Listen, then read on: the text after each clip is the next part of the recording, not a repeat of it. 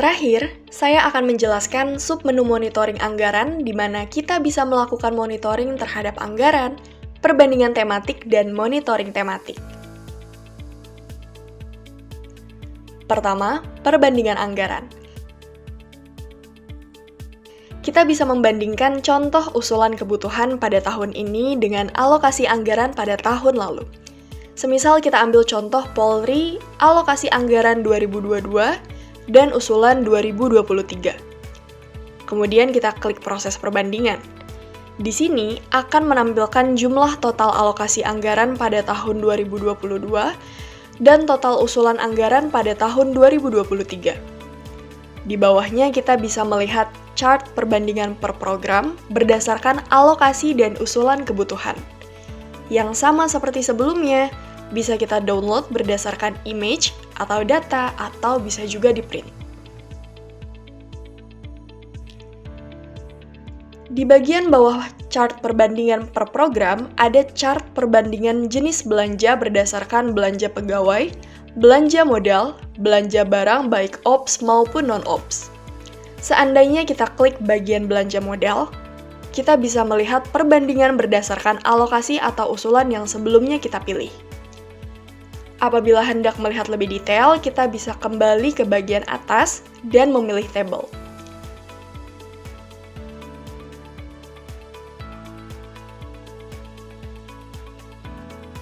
Bagian tabel akan menunjukkan alokasi anggaran bernilai berapa, usulan kebutuhan tahun 2023 nominalnya berapa, serta usulan dan alokasi anggaran. Kita juga bisa breakdown berdasarkan program kegiatan, KRO, RO, sampai dengan sumber dana dari anggaran tersebut.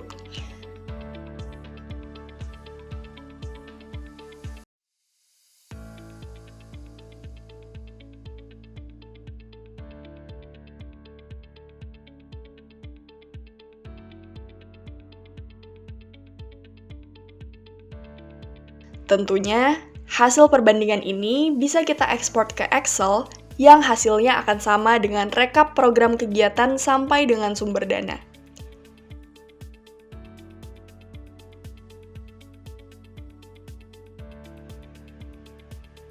Monitoring anggaran selanjutnya yakni monitoring perbandingan anggaran tematik.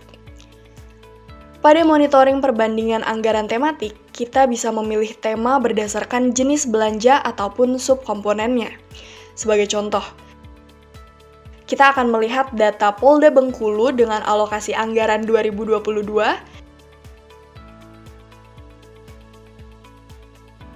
dan usulan kebutuhan pada 2023. Kita pilih untuk subkomponennya pengadaan kapor. Setelah itu kita proses perbandingan. Akan terlihat pada tema pengadaan kapor, kira-kira berapa nominal alokasinya dan usulan kebutuhannya. Seandainya ada selisih, maka akan terlihat pula berapa besaran selisihnya. Apabila ingin melihat detailnya, kita bisa membuka bagian tabel, dan apabila ingin melihat satker mana saja, kita bisa pilih satkernya. Contoh di Polda Bengkulu, seandainya kita mau mencari komponen lain, BMP misalnya.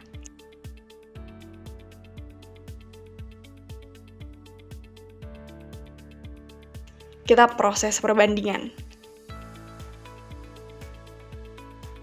Ternyata ada dua BMP. Yang pertama dari BMP fungsi dan pengadaan BMP. Untuk detailnya, kembali bisa kita lihat pada bagian tabel sekaligus untuk mengecek satker mana saja yang mengajukan BMP tersebut.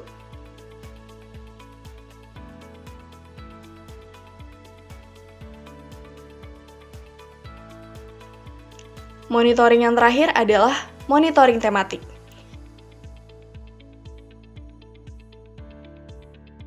Di mana monitoring tematik disajikan dalam bentuk pivot table. Jadi, user atau pengguna bisa melihat laporan sesuai dengan keinginan.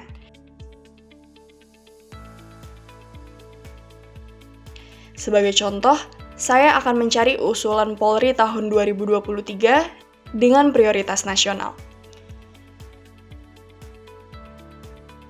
Bisa kita lihat, untuk anggaran prioritas nasional ada sekitar 5 triliun. Dan untuk 5 triliun ini ada di polda mana saja? Bisa kita drag dan geser saja kata polda ke kolom di bawah jumlah. Nah, akan terlihat polda mana saja dan nominalnya berapa saja.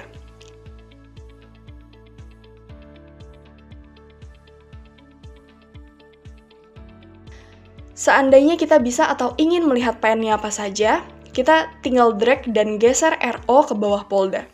Jadi bisa kita lihat, oh ini untuk Mabes Polri, ini untuk pembangunan Polsek, ada nominalnya juga berapa, kemudian Polda Aceh untuk penanganan narkoba nominalnya berapa, semua bisa kita lihat di sini. Untuk pilihan detailnya kita bisa klik tab detail. Di sini kita bisa breakdown sampai dengan level detail. Jadi contoh, ini ada penyidikan laka. Kita bisa tahu ada berapa kasus, kemudian sumber dananya dari mana saja, itu bisa kita lihat di sini.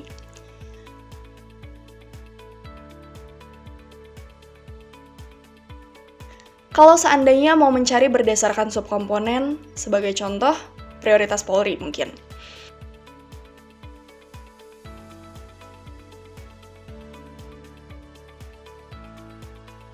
Kita bisa lihat bersama pivotnya untuk total prioritas Polri-nya, kegiatan prioritas Polri, untuk polda mana saja, totalannya berapa, itu bisa kita lihat di sini. Seandainya kita mau melihat untuk prioritas satu saja, kita bisa pilih prioritas 1, kemudian apply. Ini adalah anggaran pada kegiatan prioritas Polri yang pertama, yang terpampang juga poldanya mana saja. Kalau mau memasukkan satkernya, bisa kita drag dan geser saja ke bagian bawah polda, dan begitu terus seterusnya. Kurang lebih seperti itu tutorial aplikasi Ejakstra yang berbasis online. Semoga kiranya dimengerti sehingga aplikasi ini menjadi bermanfaat dan membantu memudahkan pekerjaan kita semua.